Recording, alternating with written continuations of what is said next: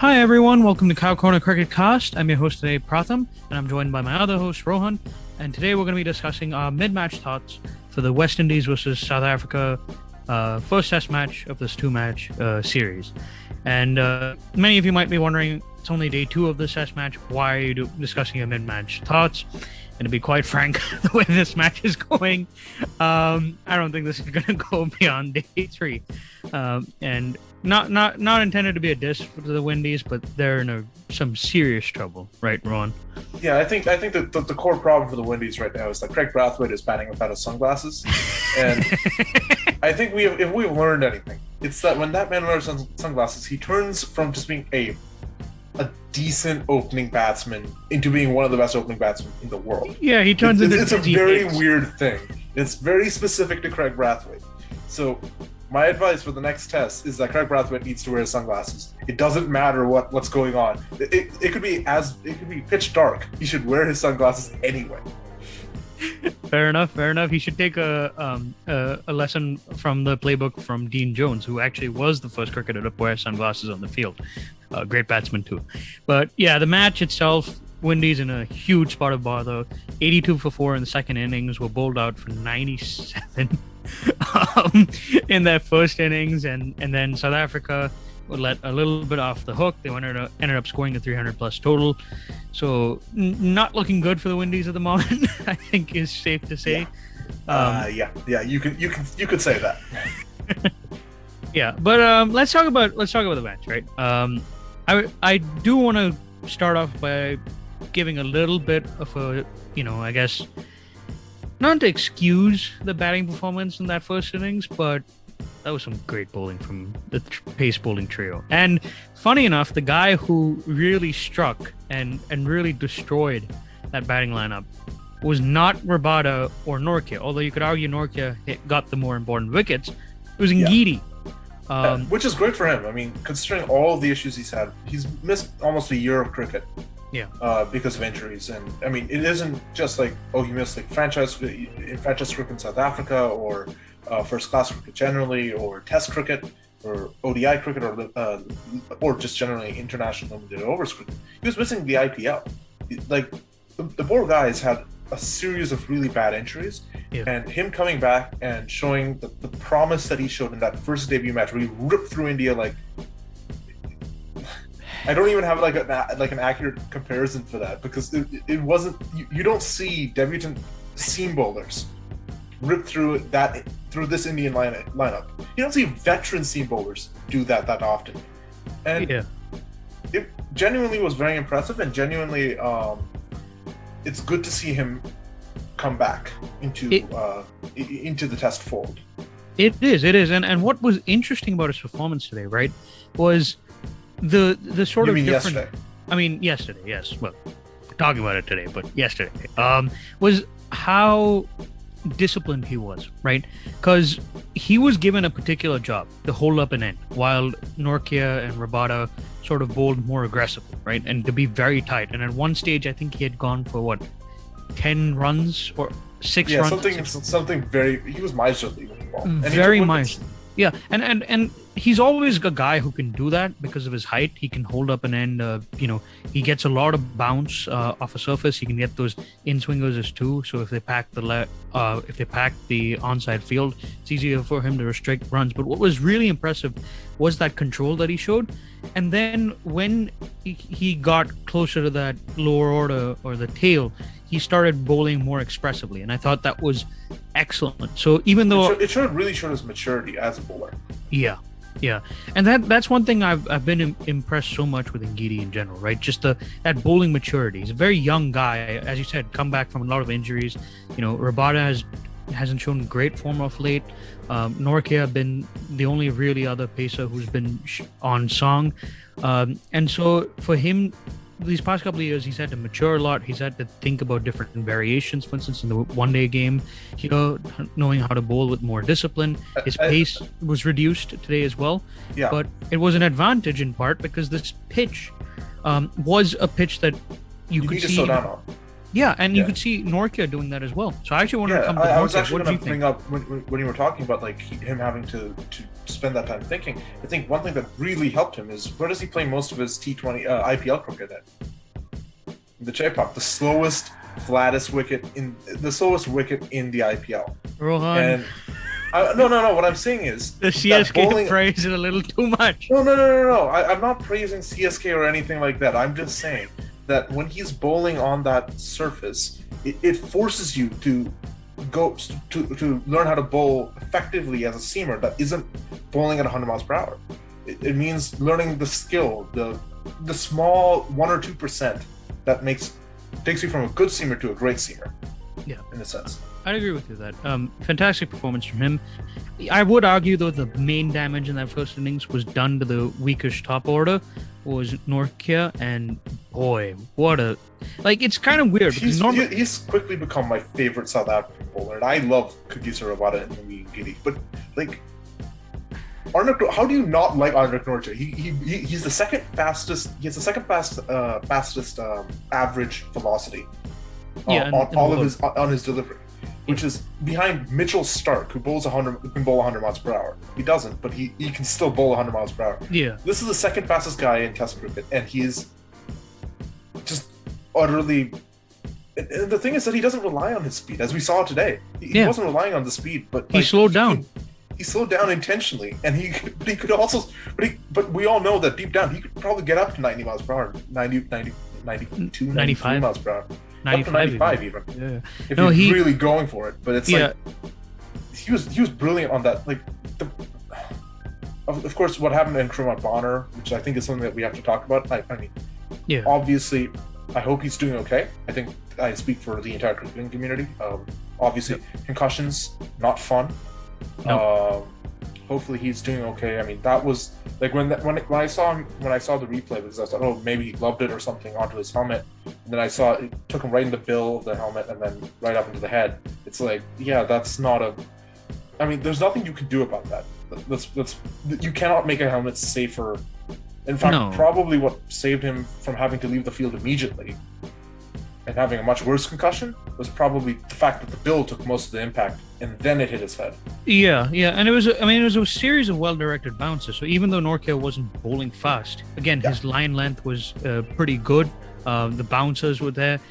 He doesn't actually get a lot of movement off the wicket, which is what I was impressed today with so much of his performance today compared to usually, right? Because there were stats which showed that he, along with Shannon Gabriel, is one of the few pacers in the world that doesn't get that much purchase off the swing, for instance, right? In the air, deviation off the deck. Yeah, and I saw that stat on the broadcast. They were talking about like how the cricketers was saying that he's like one of the worst at doing that. Whereas but you have Jason Holder on the other hand, who's like the best in the world at getting something out of a wicket. Yeah.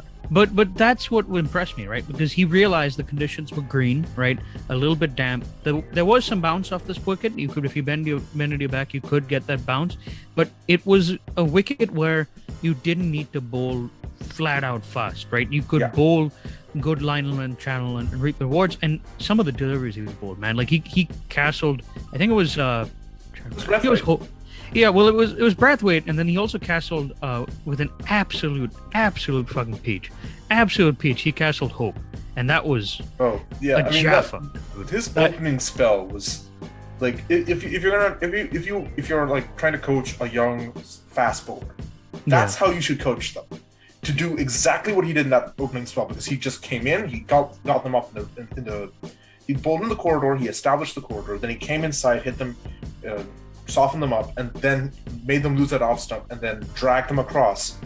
Yeah. And then castled them to the next one. That's beautiful. Yeah, it was brilliant. It was really brilliant to see. And you could hear how impressed Sir Courtney Ambrose was up in the columns. He was like, "Oh, that's beautiful. That's wonderful." You could see him like sort of like in a bittersweet way. It's like, if this was happening to any team except the West Indies, I'd be so happy right now. But it's happening to my team, and I can't believe this is happening to my team.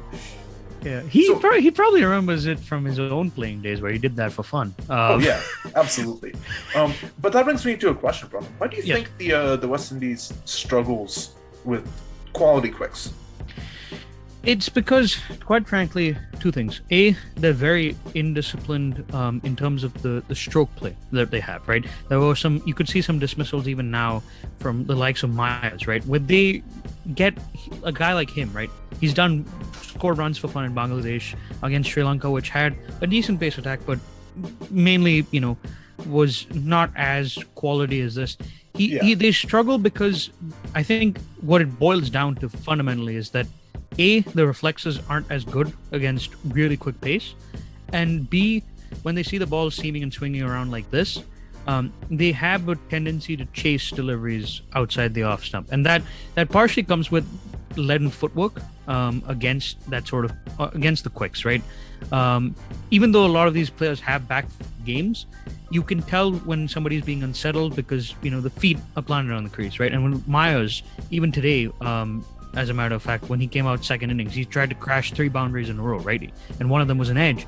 And that normally you'd be like, oh, he's playing the Pacers really well. But what you could tell from that particular interlude where he just came out and was trying to survive Nortje and just trying to smash him out of the attack, really, was that he was afraid of him, right? He didn't trust his defensive technique against that. And that's what I think is going on here. And that really explains the top order collapse of the Windies for a while now. With these more pacier, more movement-friendly surfaces and the Caribbean and with the Duke's ball, their top order does struggle with moments of indiscipline with that chasing outside the off stump, partially because of that lack of, significant footwork and, a proper front foot stride, if you will.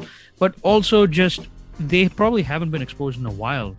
People forget, but this new trend of the Pacers in the Caribbean, on domestic pitches doing well, is really a recent trend, only for the last 3 or 4 years. Before this, the pitches had deteriorated because they'd been played on so far, the squares and so forth, where it was really dry and, really uneven, inconsistent bounce. And that does not prepare you for quality pace most of the times, because if you get quality pace on those tracks, there's nothing you can do.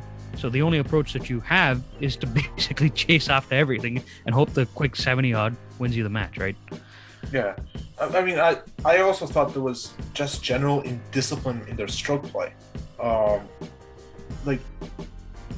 Again, I'm not just talking about the top order. I'm talking about their entire team, really. This is what has been the most frustrating thing. I mean, you and I have been following the Windies this year since they started their series against Bangladesh. Before we started making this podcast, actually. In fact, it was one of the reasons we're like, hey, we should probably do something like this. Our love for Windies cricket. Windies cricket was what started this podcast. Yeah. when we saw how just like this is what's frustrating with the Windies. They have the core components of what makes a good test team. They do. They're just maddeningly inconsistent. You can count on 2 of their players regularly to do their job and get them into a good position. Those 2 are the 2 genuinely class players, Roach and Holder. You can trust those guys. You give them the ball, you give them the bat, they'll give you a shot, right? Yeah. You have a few young guys that are coming into the squad, or like Cornwall and De Silva, who are genuinely talented and genuinely show that they have the application and the technique and all that stuff. They're just inexperienced. This is like the first or second years of playing Test cricket. Yeah, and I'll quickly interject here to make the broader point, right? There is something as a team who doesn't succeed because they don't have a winning mentality, and this team sort of is in that boat, right? They get decked out by teams like South Africa, which have genuine weaknesses, because we saw it today, right? I mean, we saw it yesterday and today as well. Elgar got out pretty quickly to Roach, even though they had that stabilizing partnership. Seales really bowled brilliantly and unsettled them, and they weren't a spot of bother. They should have, if this team had that winning mentality baked into them, where they could grab the game by the scruff of the neck, this South African team would have, even after being bowled out for 97 to the Windies, they would have bowled them out for about 250. But they don't. Yeah, I was thinking mentally, if they get them out for a lead that's under 200, the West Indies can chase that down, and then they can score. If they score 400 in that second innings, because that pitch does not look like it's going to get harder to bat on until day 4, day 5. Yeah, there's a good chance that they come out again if they can bat. Even right now, if they bat the entire day tomorrow, Yeah. and they lose maybe one, maybe two wickets, and they get a couple of 50-run partnerships going. Yeah. It could be that they get to 300, 400, to score 300, 400, lead of 200 or so. And that wicket, I believe it was Ambrose again, who was mentioning on this wicket, it's generally easier to bat day 2 and day 3, then slowly starts getting harder to bat on day 4, day 5. Yeah, they don't seem to have the discipline. They don't, and that comes because when they're faced up against a genuinely quality attack. I mean, we mentioned Nortje and Ngidi for a bit, but Rabada has bowled brilliantly. He's a little down on pace as well, but he's bowled brilliant. He's bowled out spinners that look like leg cutters, dude. Like, it's brilliant bowling. We haven't mentioned Keshav Maharaj, probably the 4th best spinner on the planet. Yeah, but put in a pretty disciplined performance today, I would say. He did his job, and then they were like, "Yeah, you know what? Hold on, we don't need you. We'll call you in the second innings when this might turn a little bit." Yeah, they picked they trusted Mulder a little bit more, and I actually want to talk about Mulder here because I've seen him in South Africa. This is probably his first tour overseas, as a matter of fact, from what I recall. My initial thoughts of him is I think he is a decent batting all-rounder. Obviously, he's batting really low down the order just because they want to accommodate that extra batsman. With his bowling, I'm a little bit disappointed, admittedly. I know he's known for being able to swing it, and so he's not a particularly quick bowler. Yeah. The problem is he's not very tall either. And he's not exactly going to get the new ball over Rabada, Ngidi, or Nortje. So it's like, why are you picking a swing bowler in this position unless he's really, really good with the bat? Yeah, and then if you're playing him there, then why are you batting him so lower down in the order, right? Right. But I don't think he did badly. I just feel like he's kind of in the squad being pigeonholed in a place where it might be hindering his development. That being said, in the second innings, he did try to bowl with a little bit more fire, a little bit more gusto. Wasn't able to really crank it up to a pace more than the early 130s, but he was trying to hit the deck harder, right? Because this wicket is giving you some seam movement for that. Speaking of a guy who was a debutant who did hit the deck harder, boy, that action that allowed him to hit the deck harder. Man, he's so good. And I mean, like, this is what, again, like, we keep saying this about all these new West Indian players that just come in. Oh, sorry, Joseph. We said this about him. Kemar Holder. Kemar Holder, then Joshua De Silva, then of course our big boy Rakeem, the Dream. Whereas as the Willow ads go, Rakeem Slimwall.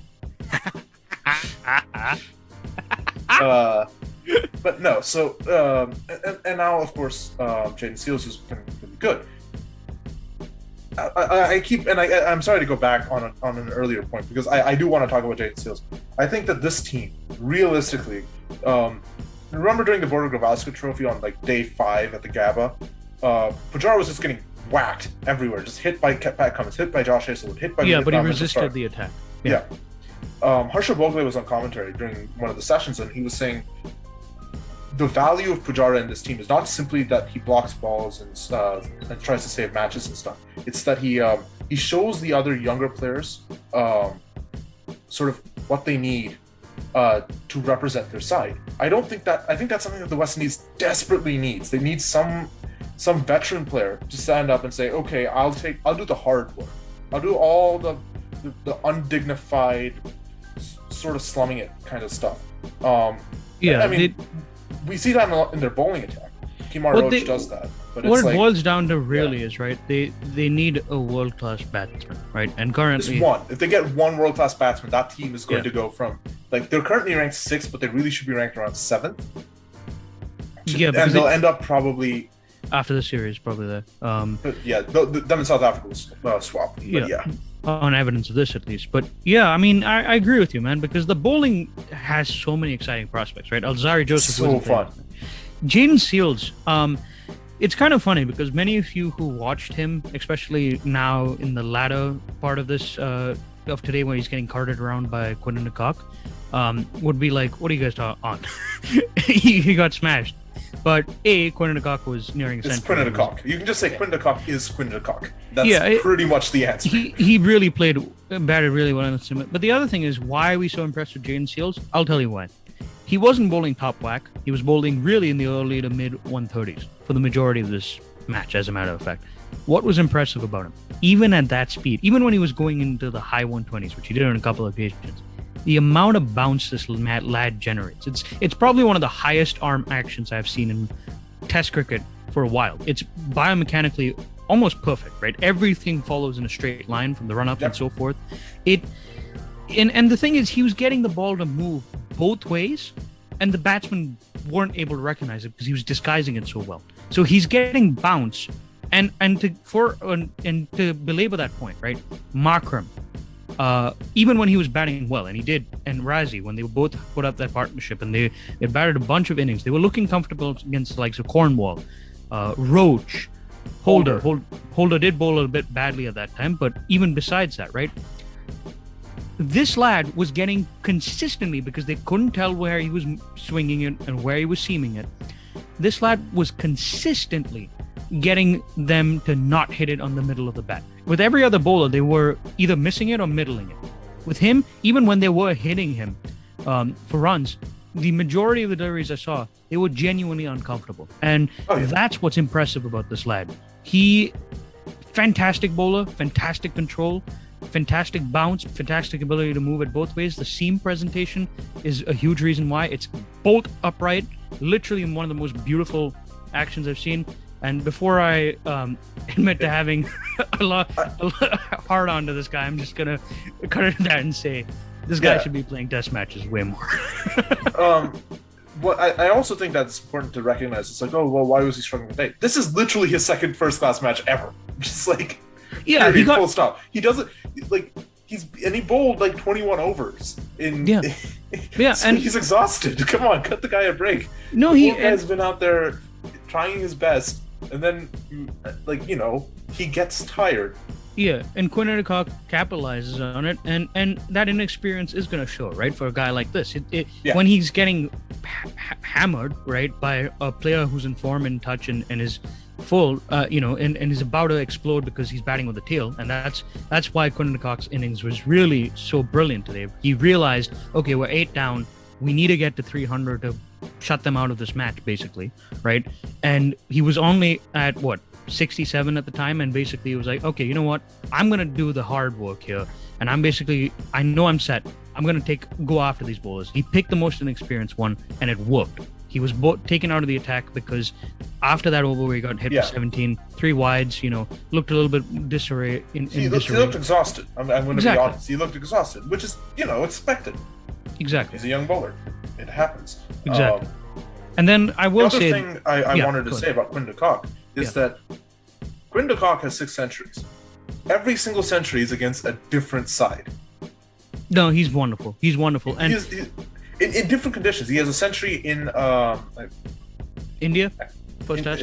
India, yeah. He has one in the subcontinent. He has one in the West Indies. He has one against England. I think that was at home. He has one against New Zealand. I think that was away. Yeah. And one against Australia, which was at home. Yeah. So it's like, like people talk about like who's the best keeper in the world. Quinton de Kock has been in that conversation for a while. Yeah.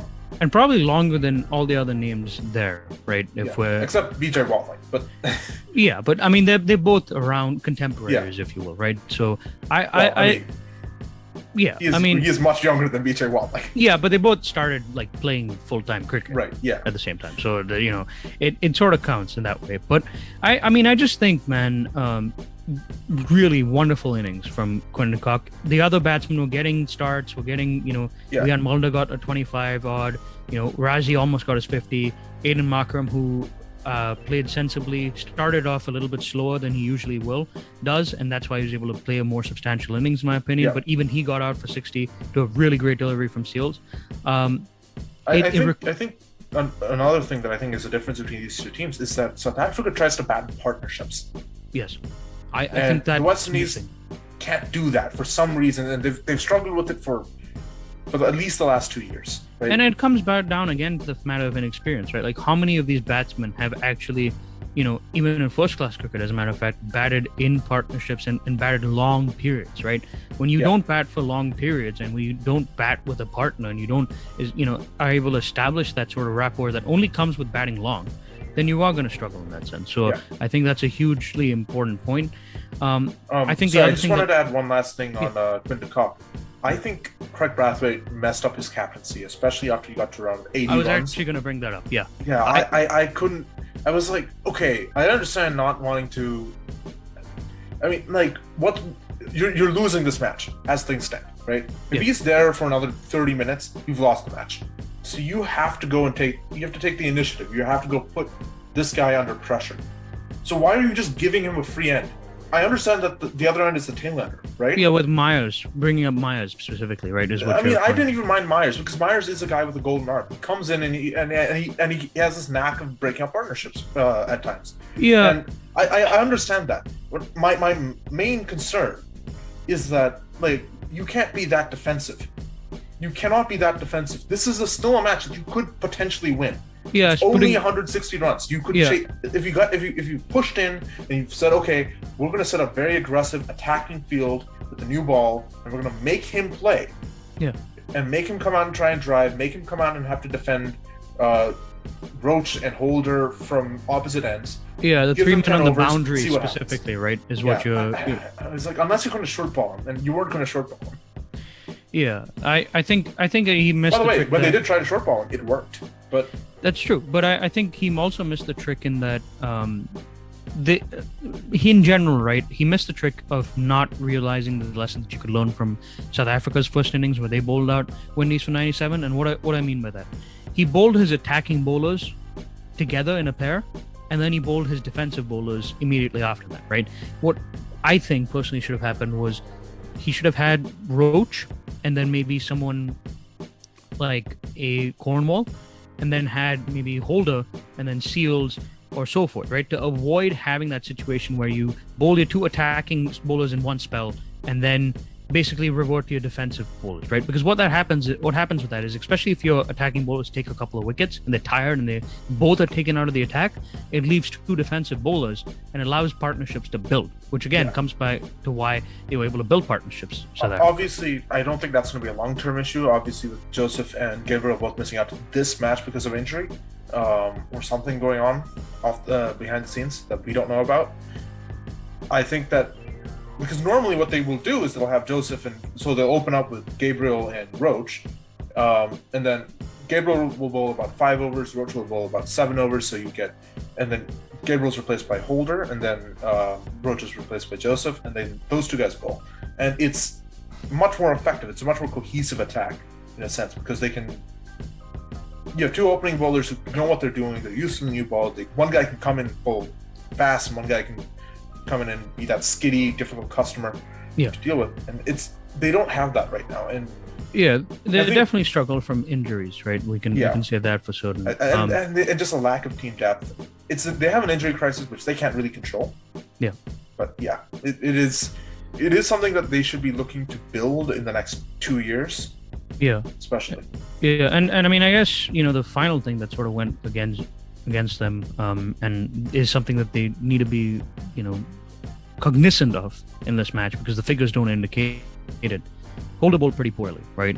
At the start, really struggled for consistency and form. I know that he's kind of a no-ball problem. Yeah, a no-ball problem because of the rhythm, and I think also he was a little bit miffed that he was, sacked from the captaincy, not because he was just mad that the transition happened. I think it wasn't conveyed to him in a way where it was clear, right? And that can be a bit of a downer. Now, obviously, he's a hard trier, and I think there's no ill will between him and Brathwaite by any means. You could see after he got that leg injury, and he decided to continue bowling and did well after that. That he has commitment. Who quits on his team. So he has a commitment for this captain, right? Is what you can say. But I do think that's going to be an issue for them going forward. Hopefully, he bowls better in the in the fourth innings if there is one. Hopefully, he bats well. Yeah, hopefully he bats well. Another double century would not be out of place here. if you can get one. Fair enough. But yeah, guys, on that note, we'll call it a wrap here. And yeah, I mean, not looking good for the Windies. No.